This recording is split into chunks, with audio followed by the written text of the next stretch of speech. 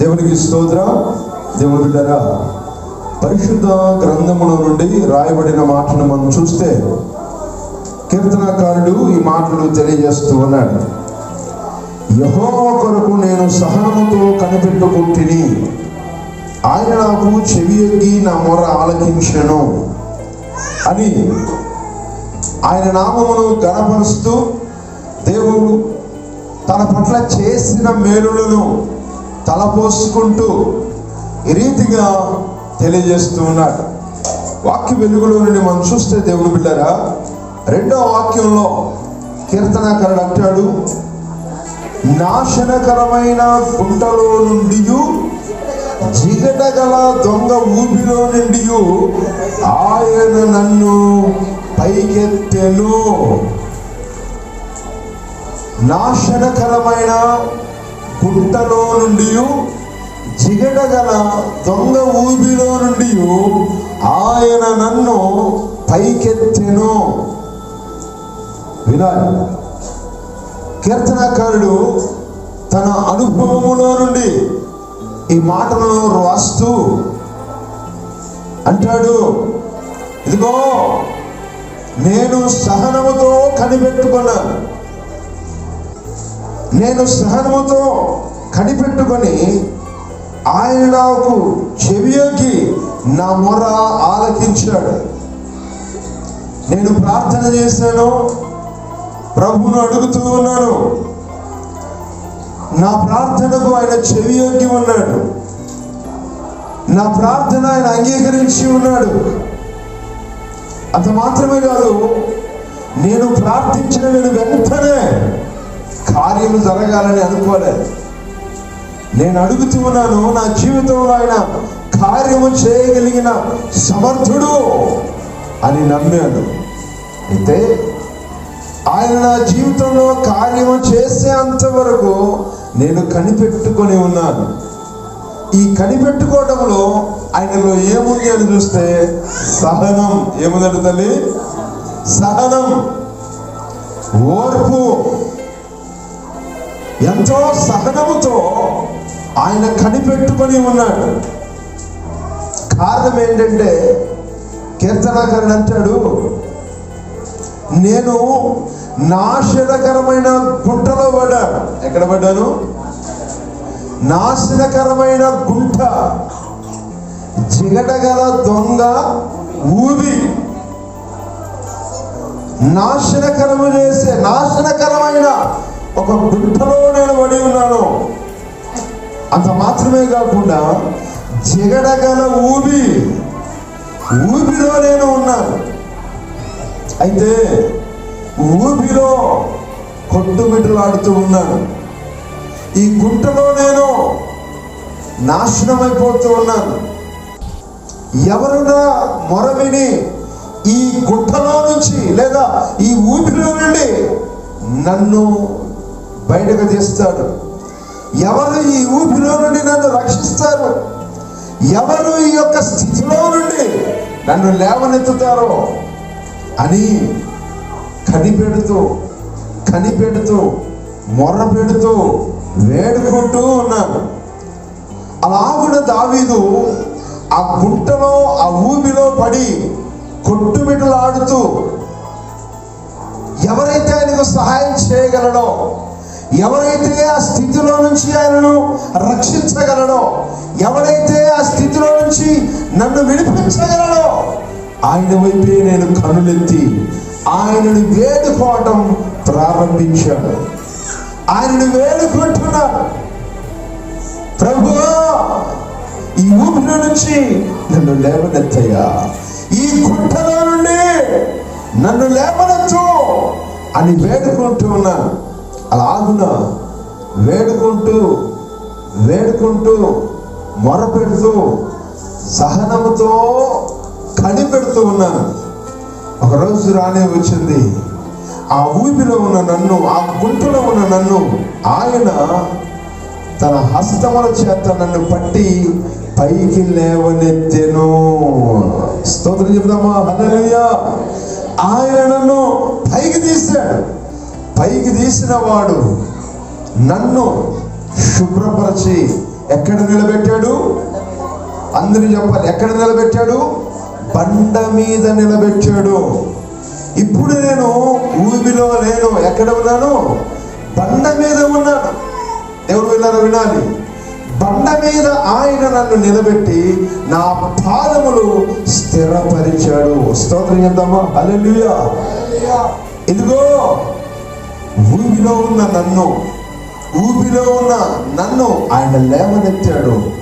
లేవనెత్తడం మాత్రమే కాకుండా ఇప్పుడు నన్ను బండ మీద నిలబెట్టాడు. బండ మీద నిలబెట్టడమే కాకుండా నా పాదములు స్థిరపరిచాడు. ఏది ఆ బండ?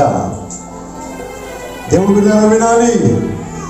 కీర్తనాకారుడు అంటున్నాడు, ఆయన నన్ను ఊబిలో నుంచి లేవనెత్తి బండ మీద నిలబెట్టాడు. ఏది ఆ బండ? దేవుడు వినాలి. క్రీస్తు అనే బండ. ఆ బండ ఏది? అదే ప్రభువైన యేసు క్రీస్తు అనే బండ. అలాగనే దేవుడు బిడ్డలారా, పేతురుతో ఒక మాట అంటాడు. పేతురు, ఈ బండ మీద నా సంఘాన్ని కడతావు, పాతాళ లోక ద్వారములు దాని ఎదుట నిలువనేరను. ఈ బండ మీద సంఘమును కడతావు. దేవుడు బిడ్డలారా వినాలి. కీర్తనాకారుడు అంటాడు, నా పాదములు బండ మీద స్థిరపరిచావు అంటే నీ సంఘములో నన్ను స్థిరపరిచావు. హల్లెలూయా. స్తోత్రం చెప్తామా? హల్లెలూయా. ఊబిలో ఉన్న దావీదును, గోతిలో ఉన్న దావీదును తీసి బండ మీద నిలబెట్టి తన సంఘములో ఆయన పాదాలను స్థిరపరిచాడు. అయితే గమనించాలి, ఈ గుంటలో దావీదు పడ్డాడు. పడడమే కాకుండా దావీదు అంటాడు, ఏ ఊబి అది? జిగడగల, అందరూ చెప్పాలి, ఏ ఊబి అది? జిగడగల దొంగ ఊబి. మంచి ఊబి కాదు అది, దొంగ ఊబి. ఈ ఊబి అనేది ఎలా ఉంటుందంటే దేవుడు బిడ్డలారా వినాలి, ఒక గోతి ఉంటుంది, గొయ్యి గుంత ఉంటుంది, అందులో నీళ్లు ఉంటాయి, చెత్త చెదారము మట్టి అంతా ఉంటుంది. కొన్ని దినాలకు ఆ నీళ్ళన్నీ కూడా ఎమికిపోతాయి. ఆ మట్టి అంతా కూడా బురద, అంత మట్టి నీళ్లు కలిసిపోయి బురద అయిపోద్ది. కానీ ఆ బురదలో పడితే ఎలా ఉంటుందంటే అంత రొచ్చుగా ఆ దేహం అంతా కూడా మట్టికి కరసకపోయి లోపల ఫ్రీడమ్ ఉండదు. ఇప్పుడు నీళ్ళల్లో అయితే కాస్త ఆయిలు తిరుగుతూ ఉండొచ్చు, తేలాడుతూ ఉండొచ్చు, కానీ ఊబిలో అలా ఉండదు. ఊబి ఎలా ఉంటుందో వాక్య వెలుగులో చూస్తా ఒక మాట. యెహెజ్కేలు గ్రంథం, పరిశుద్ధ గ్రంథం నుండి యెహెజ్కేలు గ్రంథం 47వ అధ్యాయం 11వ వాక్యంలో ఆ ఊబి ఎలా ఉంటుందో వాక్యం స్పష్టంగా తెలియజేస్తా ఉంది. యెహెజ్కేలు గ్రంథం, పరిశుద్ధ గ్రంథంలో నుండి 47వ అధ్యాయం 11వ వాక్యం. అయితే ఆ సముద్రపు బురద ఏ స్థలాలు? స్థలములను, ఊబి స్థలములను ఉప్పు గలవై ఉండి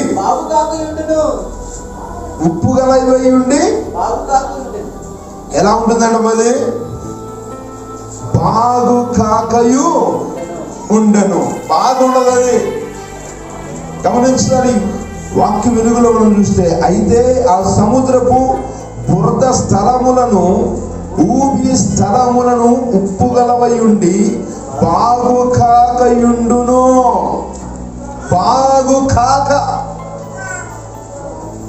బాగు కాక ఉండును. ఆ ఊబి స్థలం ఎలా ఉంటుందంట? బురద. అందరూ చెప్పాలి, ఎలా ఉంటుంది? బురద. గమనించాలి, ఆ ఊబిలో పడితే వెంటనే మరణం రాదు, కానీ మానవుడు కొట్టుమిట్టులాడుతాడు. ఆ ఊబిలో సహజంగా నడుము లోతుకు మునిగిపోయారు అనుకోండి, పైకి రావడానికి కాస్త ప్రయత్నం చేసి రాగలరు. కానీ పీకల లోతుకు మునిగిపోయారు అనుకోండి, ఇక్కడ దాకా మునిగిపోతే బయటికి రావడానికి ప్రయత్నం చేస్తారు కానీ బయటికి రాలేరు. సహజంగా భూమిలో ఉన్నవారు ఏం చేస్తారో తెలుసా? సహాయం కొరకు ఏం చేస్తారు? ఎదురు చూస్తూ ఉంటారు. ఎవరు సహాయం చేస్తారా, ఎవరు వస్తారా, ఎవరు ఆదుకుంటారా, ఈ స్థితిలో నుంచి ఎవరు నన్ను విడిపిస్తారా అని సాధ్యమైనంత మటుకు అరుస్తూ ఉంటారు. సాధ్యమైనంత మటుకు అరుస్తూ ఉంటారు. హెల్ప్, సహాయం, సహాయం అని. కానీ ఆ ఊబిలున్న చోట ఎవరు ఉండరు కూడా. సహజంగా ఊబిలో ఈ యొక్క బర్రెగొడ్లు, కొన్ని జంతువులు ఉంటాయి. కానీ మానవుడు ఆ ఊబిలో పడితే బ్రతక కష్టం. కానీ ఎవరు సహాయం చేస్తారా అని చూస్తూ ఉన్నారు. ఒక రోజున ఒక ప్రవక్త కూడా అదే సంఘటన జరిగింది. పరిశుద్ధ గ్రంథంలో చూస్తే ఇర్మియా ప్రవక్త, ఎవరంటే తల్లి? ఇర్మియా ప్రవక్త అనే ఆయనను బంధించి ఒకానొక దినమున ఆ గోతిలో పడేస్తారు. ఆ గోతిలో పడేస్తే అది కూడా ఊబే. ఆ గోతిలో పడేస్తారు. ఆ గోతిలో పడేసి వదిలేశారు. అలాగున గోతిలో ఇర్మియా పడి ఆ రీతిగా జీవిస్తూ ఉన్నాడు. కొన్ని దినాలు గడిచింది. ఆ వార్త రాజుకు తెలియజేశారు. ఇదిగో ఇర్మియాను గోతిలో పడేస్తారు అంటే, అయ్యో అన్నపానములు లేకుండా ప్రవక్త చచ్చిపోతాడేమో, తీసుకొని రండి ఇర్మియాను ఆ గోతిలో నుండి తీయండి. మరి ఎలా తీయాలి? వల్ల కాలేదు. కొంతమంది అక్కడికి వెళ్ళారు. కొంతమంది జనులు అక్కడికి వెళ్ళి తమ దగ్గర ఉన్న తాళ్ళు, పాత బట్టలు ఇవన్నీ తీసుకొని వెళ్ళి ఇర్మియా దగ్గరికి వచ్చి ఒకదానికొకటి ముడి వేసి ఆ గోతులోనికి వేయడం ప్రారంభించారు. ఎప్పుడైతే ఆ గోతులోనికి వేశారో ఇర్మియాకు చెప్పారు, ఇర్మియా నీ వద్ద వేయబడిన ఆ బట్టలను ఆ చేతుల సందుల్లో, అంటే నీ సంకల్లో పెట్టుకో, వాటిని గట్టిగా పట్టుకో, మేము నిన్ను పైకి లాగుతామని ఇర్మియాకు తెలియజేసినప్పుడు దేవుడు బిడ్డరా, ఆ రీతిగా ఇర్మియాకు ఆ పరిస్థితి ఎదురైనప్పుడు ఆ తాళ్ళు, ఆ బట్టలు వేయగా ఇర్మియాను బయటకు లాగారు. 38వ అధ్యాయం, ఇర్మియా గ్రంథం 38వ అధ్యాయం పరిశుద్ధ గ్రంథములో నుండి 6వ వచనం నుంచి 13వ వచనం వరకు ఆ స్టోరీ ఉంటుంది. 13వ వాక్యాన్ని చదువుదాం. ఇర్మియా గ్రంథం. వారు ఇర్మియాను తాళ్ళతో చేదుకొని, దేవునికి స్తోత్రం చెప్తామా? హల్లెలూయా. ఇర్మియాను తాళ్ళతో చేదుకొని ఆ గోతిలో నుండి వెలుపలకు తీసిరి. దేవుని బిడ్డలారా వినాలి. ఒక వ్యక్తిని కోతిలో నుండి త్రాళ్ళ సహాయంతో వెలుపలికి తీసినట్లుగా ఈ మధ్యాహ్న కాల వేళ ఆలోచించండి. కీర్తనాకారుడు అంటున్నాడు, ఇదిగో నాశనకరమైన గుంటలో నుండి, జిగడగల దొంగ ఊబిలో నుండి ఆయన నన్ను లేవనెత్తాడు.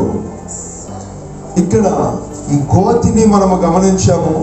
నాశనకరమైన గుంట అని మనం చూస్తూ ఉన్నాం. అలాగనే దేవుడు బిడ్డలారా, ఈ వాక్యం వెలుగులో నుండి మనం చూస్తే ఊబిలో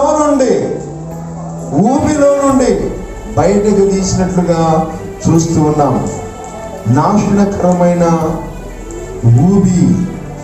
మరి ఒక మాట గమనించగలం. వాక్య వెలుగులో నుండి 69వ కీర్తన 2వ వచనంలో కూడా, 69వ కీర్తన 2వ వాక్యంలో కూడా కీర్తనకారుడు ఆ విన్నపాన్ని తెలియజేయడం గమనిస్తాం. అయ్యా 69వ కీర్తన 2వ వాక్యం చదువునా?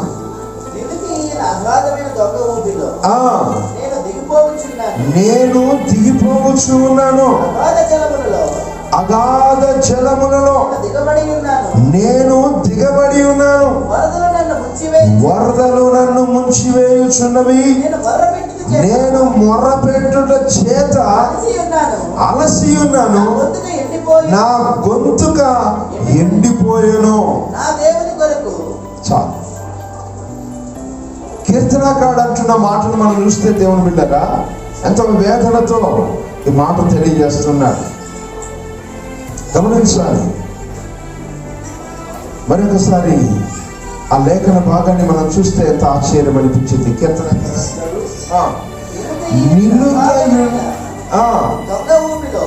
అగాధమైన దొంగ ఊబిలో నేను దిగిపోవచ్చు ఉన్నాను, అగాధ జలములలో నేను దిగబడి ఉన్నాను, వరదలు నన్ను ముంచివేయుచున్నవి, నేను మొరపెట్టు చేత అలసి ఉన్నాను, నా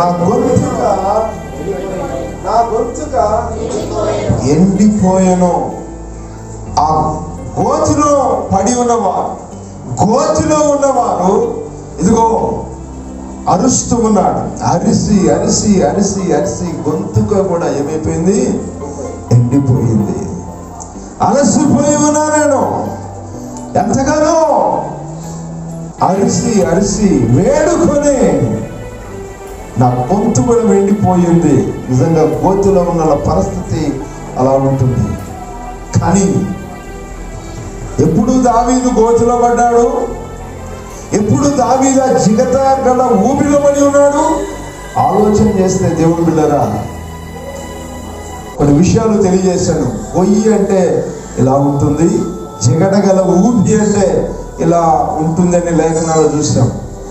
కానీ దావీదు మనకు కనిపించినటువంటి లేఖనాల్లో మనం చూసినటువంటి ఊపిలో కాదు పడింది. దావీదు ఏ గుంటలో పడి ఉన్నాడు, ఏ ఊపిలో చిక్కుకొని ఉన్నాడు. ఒక్కసారి మనము ఆలోచన చేస్తే కీర్తనకాడు అంటాడు, దేవుని బిడ్డరా ఇదిగో ఆ ఊపిలోనికి నేను దిగిపోవచ్చు ఉన్నాను. ఇది ఏ ఊపి అంటే నాశనకరమైన ఊపి, నాశనకరమైన గుంట, నాశనకరమైన గొయ్యి, నాశనకరమైన గుంటలో నేను పడి ఉన్నాను. దేవుని బిడ్డరా ఏది నాశనకరమైన గుంట? గుంట అంటే చాలా మంది తెలుసు, గుంతలు తీస్తూ ఉంటాం. దేని కొరకు? సహజంగా గుంతలు దేని కొరకు తీస్తారు? పెద్ద పెద్ద గుంతలు తీస్తారు. దేని కొరకు? నీళ్ళ కొరకు, అంతేనా?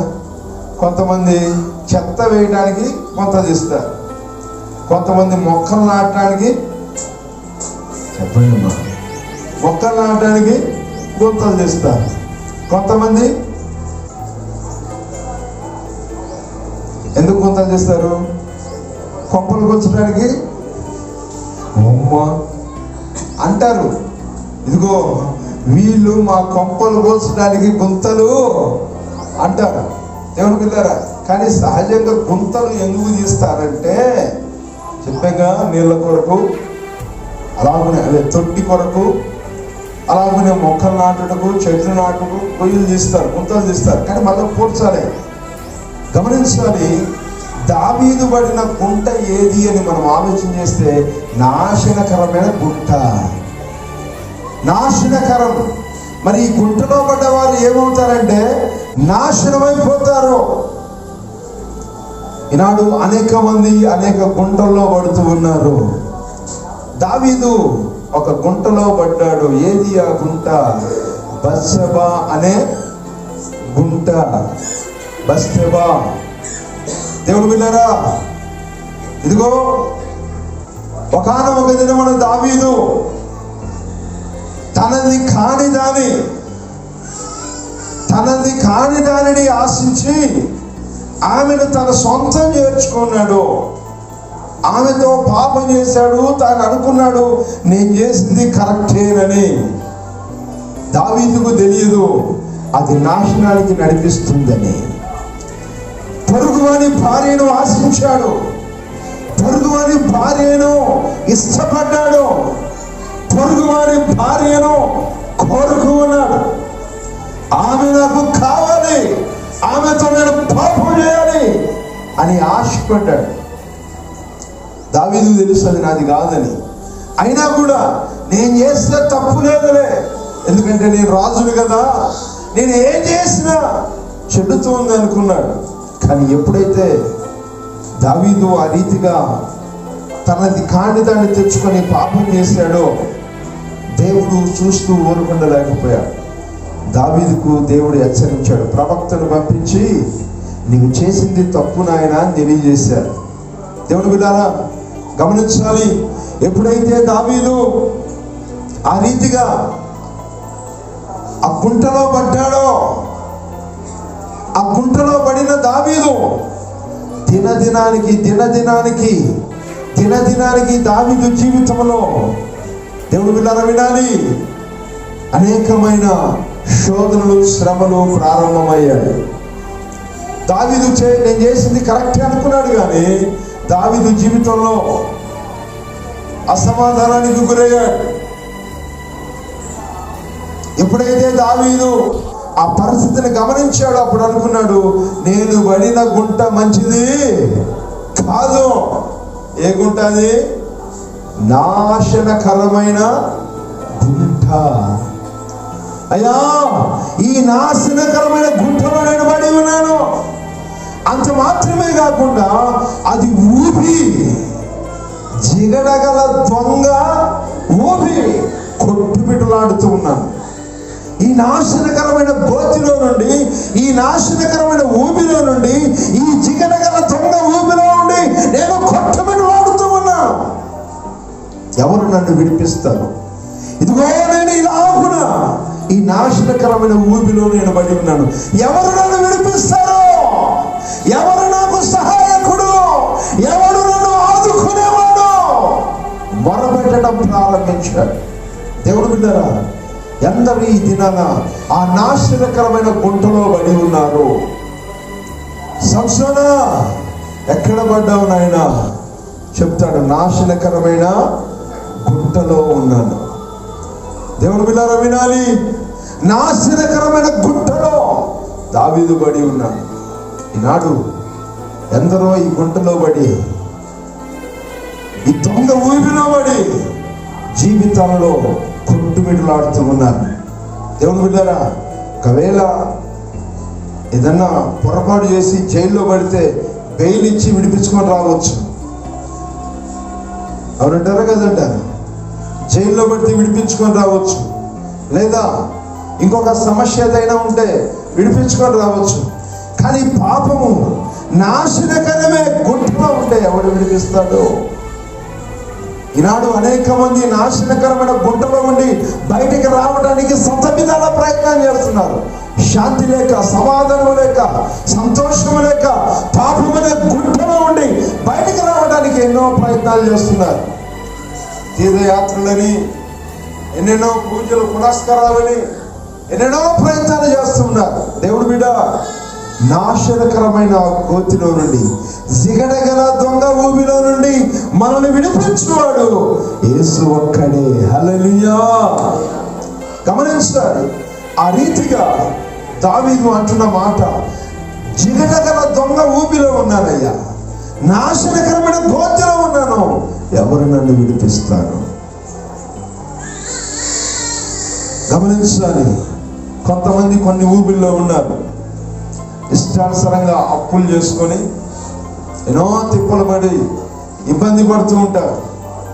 ఆ అప్పులు తీర్చడానికి కష్టపడి ఏదో పని చేసి ప్రయత్నం చేస్తే పర్వాలేదు, దానికి బదులు ఇష్టానుసారంగా పీకల దాకా మందు తాగుతుంటారు. ఎందుకని అంటే, ఏం చేస్తానయ్యా, మనసుకు నెమ్మది లేదు, అప్పులు భయంకరమైన అప్పులు ఉండిపోయాయి, ఏం చేయాలో తెలియలేదు, ఈ ఊపిలోనైనా ఉన్నాను, ఎవరు నన్ను విడిపిస్తారు? ఈ అప్పుల బారి నుండి, ఈ అప్పుల ఊపిలో నుండి, ఈ కోటిలో నుంచి ఎవరు నన్ను విడిపిస్తారు? దేవుని బిడ్డలారా వినాలి. కొంతమంది అంటారు, ఇదిగో అన్నా, నా జీవితం మా ఇంట్లో బాగుండేది, ఎప్పుడైతే వివాహం చేసుకొని ఆ ఇంట్లో అడుగు పెట్టానో కోడలిగా, అది ఇల్లు కాదన్న నరకం. మరి అంటారు ఏమని, ఆ ఊబిలో ఉన్నాను, ఎప్పుడు బయటపడతానా? దేవుడు బిడ్డలారా వినాలి, ఆ ఊపిలో కొట్టుమిట్లాడుతూ ఉన్నాను. కొంతమంది సహోదరుడా, ఎందుకు అలా జీవిస్తున్నావు, ఎందుకు త్రాగుతున్నావు? ఆ మత్తు అనే ఊపిలో పడ్డాను. ఎలా బయటికి రావాలో తెలియట్లేదు. గమనించాలి దేవుని బిడ్డలారా. ఇదిగో దావీదు అంటున్నాడు, నేను నాశనకరమైన ఊబిలో పడ్డాను, నాశనకరమైన గోతిలో ఉన్నాను. ఈనాడు ఎందరో నాశనకరమైన గోతిలో ఉండి కొట్టుమిట్లాడుతూ ఉన్నారు. ఎందరో ఉన్నారు ఆ గోతిలో పడి. దేవుడు విన్నారా, ఆ నాశనకరమైన గోతిలో నుండి, జిగటగల దొంగ ఊపిరి నుంచి బయటకు రాలేక కొట్టుమిట్లాడుతున్నారు. మరి ఎవరు విడిపిస్తారు? ఇదిగో వాక్య వెలుగులో మనం చూస్తే వాక్యం చెప్తుంది, ఆయనే నీకు సహాయము చేయగలడు. ఎవరైనా 121వ కీర్తన పరిశుద్ధ గ్రంథములో నుండి 121వ కీర్తన వాక్య వెలుగులో మనం చూస్తే, కొండల తట్టు నా కనులు ఎచ్చుచున్నాను, నాకు సహాయం ఎక్కడి నుండి వచ్చును? యెహోవానే నాకు సహాయము. స్తోత్రం చెప్తామా? హల్లెలూయా. కీర్తనాకారుడు అంటున్నాడు, కొండల వైపు కనులెత్తి చూస్తున్నాను, నాకు సహాయం చేసేవాడు ఎవడు? ఈ జిగటగల దొంగ ఊపిరి నుండి, ఈ నాశనకరమైన ఊపిరి నుంచి నాకు సహాయం చేసేవాడు ఎవడు? ఇదిగో కొండల వైపు కనులెత్తాను, అధికారుల వైపు కనులెత్తుతూ ఉన్నాను, బంధువుల వైపు కనులెత్తి చూస్తూ ఉన్నాను, స్నేహితుల వైపు కనులెత్తి చూస్తున్నాను. ఎవడు నాకు సహాయం చేసేవాడు లేడు. అది మాత్రమే కాకుండా కొన్ని సందర్భాలు చూడండి, ఆ రీతిగా త్రాగుడు వ్యసనానికో, లేదా అక్రమ సంబంధానికో, లేదా కొన్ని బలహీనతల్లో ఊబిలో కొట్టుమిట్లాడుతుంటే బంధువులకు, స్నేహితులకు, సొంత వారికి కూడా వార్తలు చెప్పి, అయ్యా నా పరిస్థితి ఎలా ఉంది, కొంచెం పరిస్థితిని గమనించండి అంటే వాళ్ళేమంటారు తెలుసా? నీకు తిక్క కుదిరింది, నీకు తగిన శాస్త్రి జరిగింది అని కొంతమంది సహాయం చేసే దానికి బదులు ఇంకాస్త నిరుత్సాహపరిచి బాధపడుతూ ఉంటారు. ఈ సత్యం ఎరిగిన కీర్తనాకారుడు అంటాడు, ఎవరి వలన నాకు సహాయం కలగదు? ఆకాశం వైపు కన్నులెత్తి చూస్తున్నాను, నాకు సహాయం చేయవాడవు నీవే. ఎప్పుడైతే ఆయన దేవుని వైపు చూశాడో, ఎప్పుడైతే దేవుడి వైపు కన్నులెత్తి చూశాడో, అప్పుడు దేవుడు తన కృపాహస్తమును చాపి దావీదును పైకి లేపాడట. హల్లెలూయా. ఎప్పుడైతే దావీదును పైకి ఎత్తాడో, అలాగున దావీదును ఆయన ఎత్తి బండ మీద నిలిపి తన పాదములను స్థిరపరిచాడు. వడమిన వరిగిరిగా చెప్పబడి. హల్లెలూయా. దేవుని బిడ్డలారా వినాలి, ఏ ఊబిలో ఉన్నా, ఏ గుంటలో ఉన్నా, ఏ స్థితిలో ఉన్నా ఆయన వైపు చూస్తే ఆయనే నిన్ను ఆదుకునేవాడు, ఆయనే నిన్ను ఆదరించువాడు, ఆయనే నీకు ఆశ్రయమిచ్చువాడు, ఆయనే ప్రభువైన యేసు క్రీస్తు. హల్లెలూయా. ఆ ఊబిలో నుండి నిన్ను పైకి తీయటానికే ఆయన పరమును విడిచి భూమికి అవతరించాడు.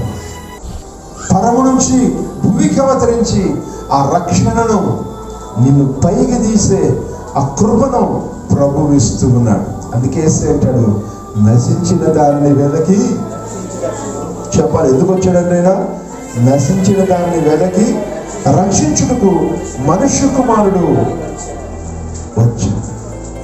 అందుకే యేసు ప్రభు వారు ఈ లోకానికి వచ్చాడు. దేవుని బిడ్డలారా వినాలి, ఏ ఊబిలో, ఏ గోతిలో, ఏ స్థితిలో మనమున్న, మనల్ని రక్షించేవాడు, మనల్ని విడిపించేవాడు, తన కృపా బాహుళ్యము చేత మనల్ని తన చెంతకు చేర్చుకునేవాడు ప్రభువైన యేసు క్రీస్తు. కాబట్టి ఆయనది విశ్వాసం నుంచి నిజంగా ఆయనను వేడుకున్నట్లయితే ఎంత ఆదరణ, ఎంత నెమ్మది.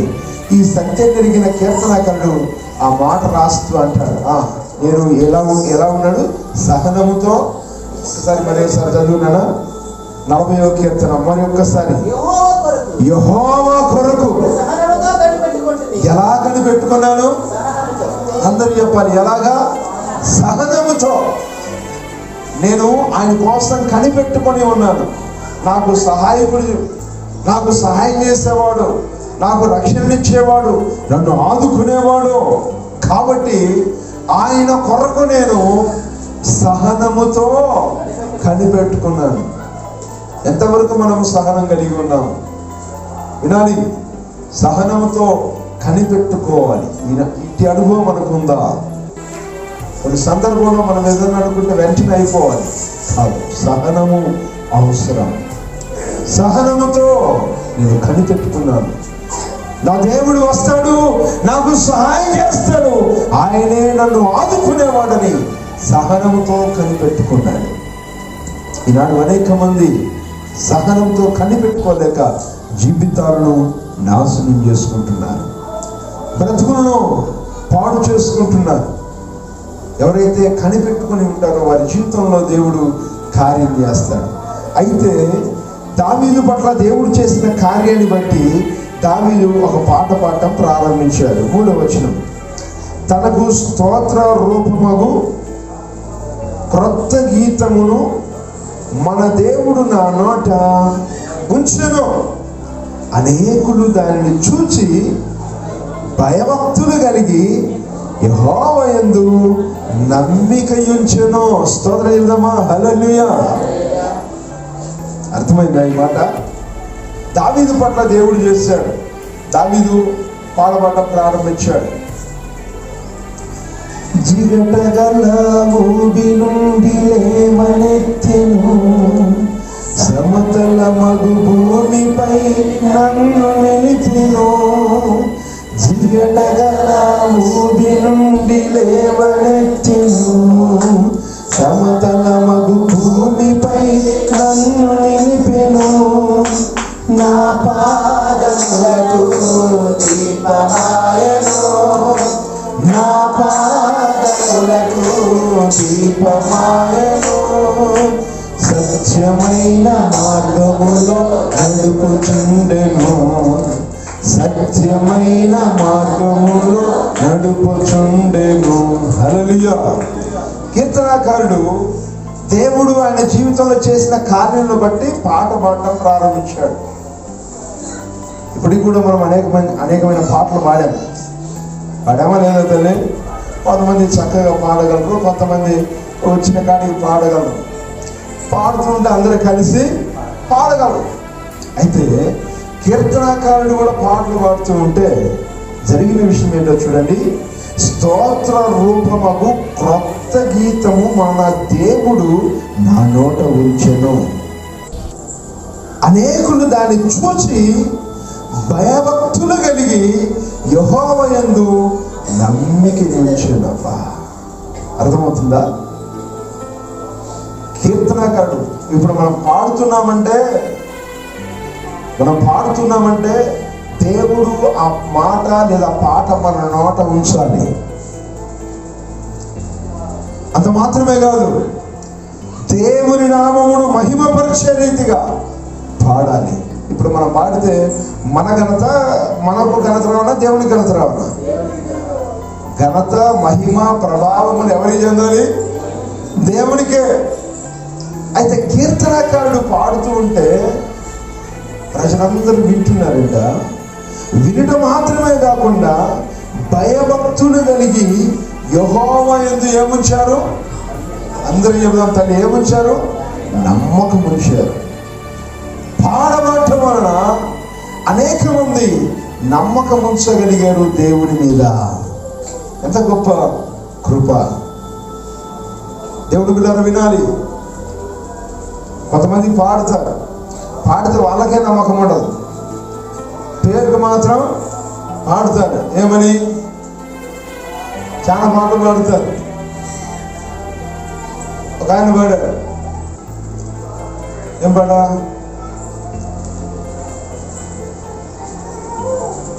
చాలా పాటలు ఉన్నాయి కదా. ఒక పాట పాడాడు, ఏం పడ్డాడంటే, ఇదిగో దేవా నా జీవితం ఆపాదమస్తకం. ఎవరికి అంకితం? నీకంకితం. వచ్చాయి మాట, ఇదిగో దేవా నా జీవితం ఆపాదమస్తకం నీకంకితం. అంటే ఇదిగో దేవా నా జీవితం ఆపాదం హస్తకం, అంటే నీ పాదాల దగ్గర నా జీవితం అంకితం. సూపర్ ఉంది, చక్కగా పాడాడు.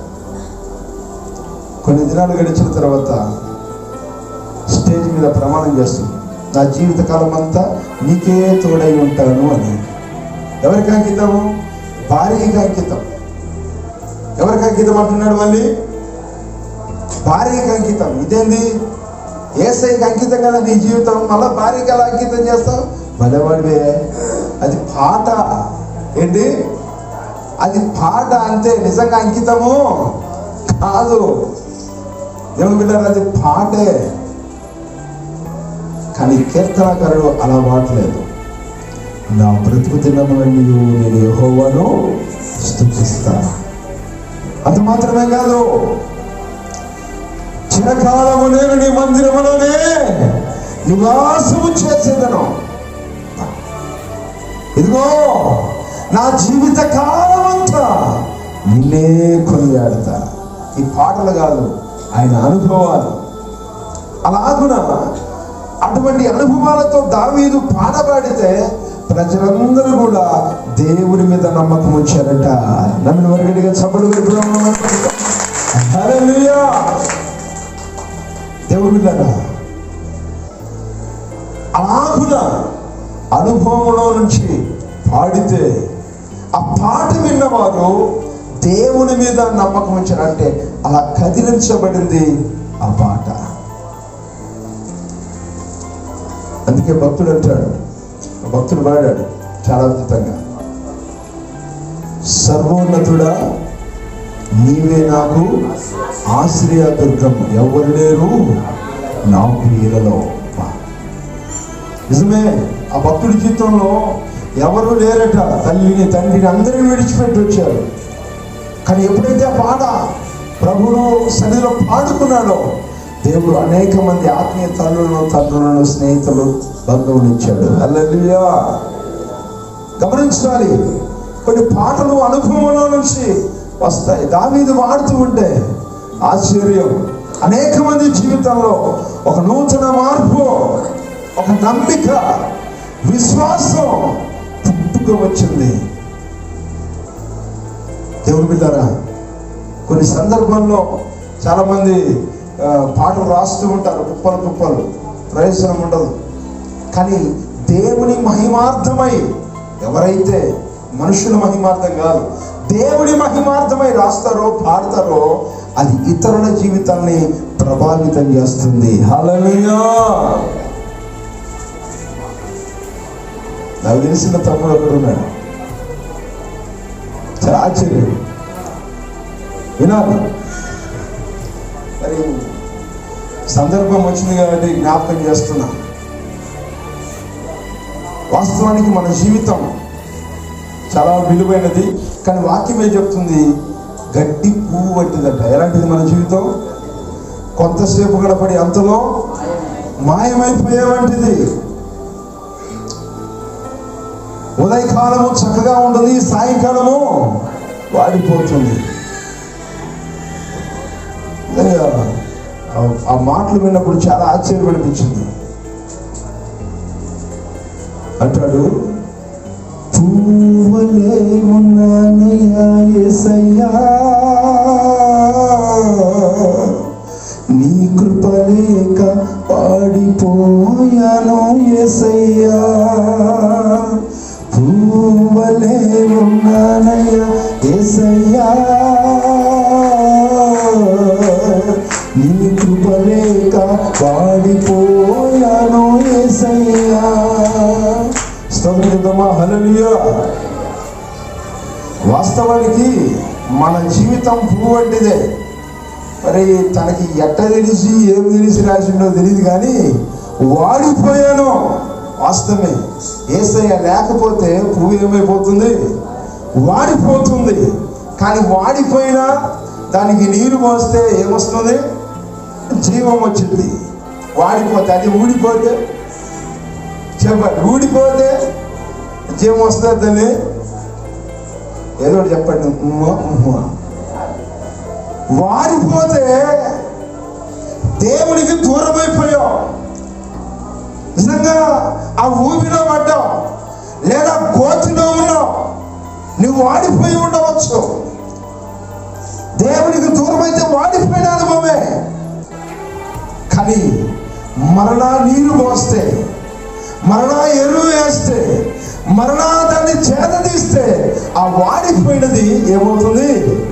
చిగురిస్తా ఉంది, బలము పొందుకొని జీవం వస్తుంది. అదే ఒకరు ఊడిపోయింది అనుకోండి, నీళ్లు పోసావు, వస్తుందా తల్లి ప్రాణం? జీవం వస్తుందా? రాదు. మరి ఆ కూర్పు అంటే మనడు మేధావిని కాదు, కానీ సంథింగ్ ఆత్మ ప్రేరేపణ అలా రాశాడు మన తమ్ముడు రాజుపాల్. నిజంగా అనిపించింది. ఒక్కసారి నేను అలా ఆ మాటలు ధ్యానం చేస్తూ ఆలోచన చేస్తున్నాను. నిజమే కదా, వాడిపోవడం వలన జీవం వచ్చింది, కానీ ఊడిపోతే అంతే. ఎంత మాటలో మాధుర్యం. పూవలే ఉన్నానయ్య యేసయ్యా, నీ కృపలేక వాడిపోయాను యేసయ్యా. పూవలే కొట్టండి, చెప్పండి, పాడండి. నీ కృపలేక వాడిపోయాను యేసయ్యా, ఎవరు లేని నా జీవితానికి వెలుగువై నిలిచావయ్యా.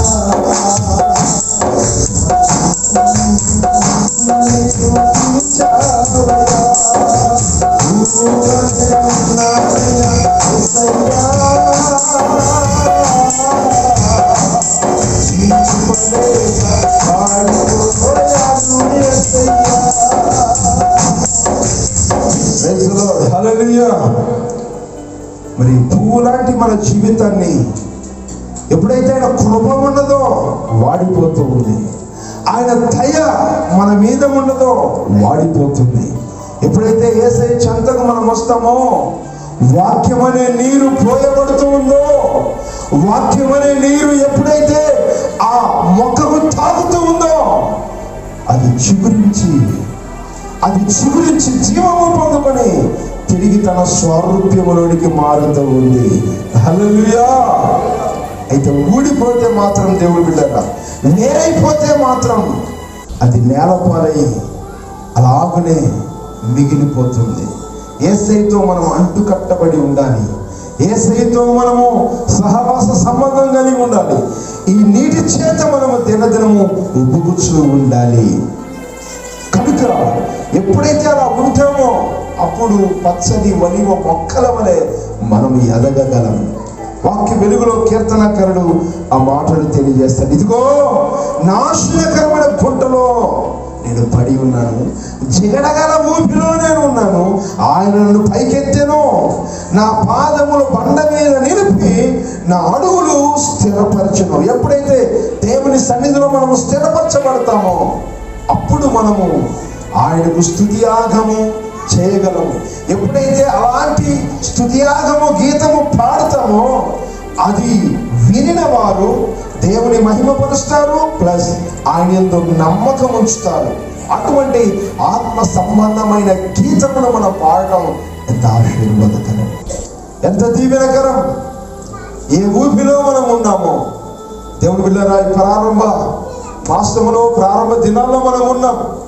ఏ దొంగ ఊపిలో, చిగడగల దొంగ ఊపిలో ఉన్నామో, ఒకవేళ లేనట్లయితే మంచిది, ఉంటే ఇప్పుడే ఆయన వైపు కన్నులెత్తి ఆయనను వేడుకుంటే ఆయనే మనల్ని ఆదరించువాడు, ఆయనే మనల్ని పైకి లేవనెత్తువాడు, ఆయనే మనల్ని బండ మీద స్థిరపరచగలడు.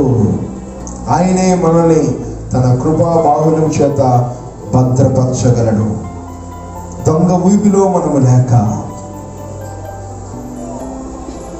చిగట గల నాశనకరమైన కోతిలో మనము లేక, దేవుని బిడ్డలారా, ఆయన సన్నిధిలో క్రీస్తు అనే బండ మీద కట్టబడిన మందిరములో మనం ఉన్నట్లయితే ఎంత ఆశీర్వాదకరం.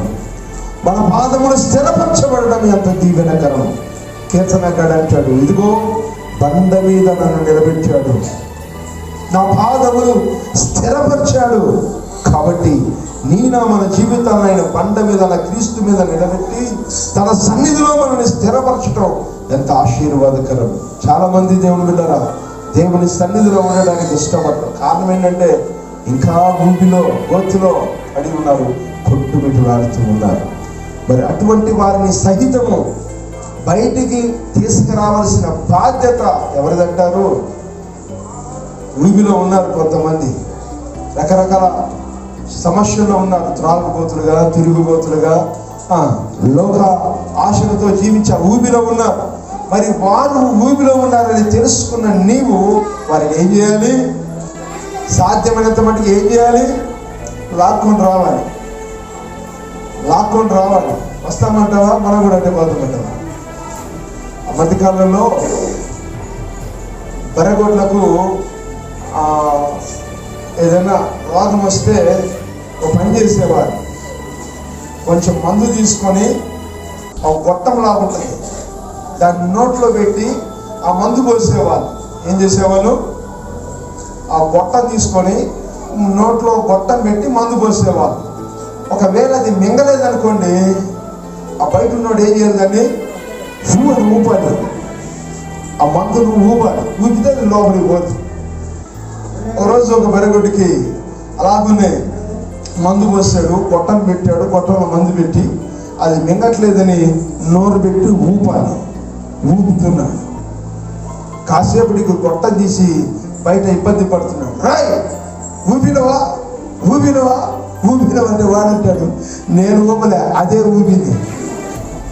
నేను ఊపుదామనుకునే లోపు అదే ఊపింది, ఆ మందు నాలోకి వచ్చింది. ఇప్పుడు కొంతమంది పరిస్థితి అయితే, నేను వాడిని లాగుదామని చెప్తే వాడే నన్ను లాగుతున్నాడు. నేను వాడిని ఎట్టకేలకు చర్చికి లేదా మందిరాన్ని తీసుకుందామని ప్రయత్నం చేస్తే వాడే నన్ను సినిమాలు తీసుకెళ్తున్నాడు. నేను ఊపేలోపు అదే ఊపినట్టుగా నేను వాడిని తీసుకొద్దాం అనుకుంటే వాడే నన్ను తీసుకెళ్ళానంటారు. అట్లాంటి పని చేయదు. అలా మీరు పోయబడ్డైతే అసలు ఎవరి లాగను కూడా అవుతుంది కదా. కానీ సాధ్యమైనంత మటుకు వారి కోసం ప్రార్థన చేసి వారిని దేవుని సన్నిధికి నడిపించడం ఆశీర్వాదకరం. కాబట్టి ఎందరో మనకు తెలిసిన వారు దొంగ ఊగిలో, నాశనకరమైన గుంటలో ఉన్నారు. వారందరూ కూడా బండ మీద నిలబడే వారిగా ఉండాలి. బండ మీద వారు దేవుని సన్నిధిలో వారి పాదాలు స్థిరపరచబడాలంటే వారిని ప్రభు యొద్దకు నడిపించవలసిన బాధ్యత మన మీద ఉంది. ఈ సత్యాన్ని ఎరిగి ఒకవేళ మనము ఆ ఊబిలో ఉన్నట్లయితే ఇక నుంచి ఆ ఊబి నుంచి బయటపడి ప్రభు వైపు చూసి ఆయనే మనకు సహాయకుడని ఎరిగి ఆయనకు మన జీవితాన్ని అప్పగించుకోవడం ఎంత ఆశీర్వాదకరం. అలాగ ఉండి శ్రేష్టమైన ఆశీర్వాదాలు పొందుకున్నటకు అట్టి కృప తండ్రి కుమార పరిశుద్ధాత్మ దేవుడు మనకు అనుగ్రహించును గాక.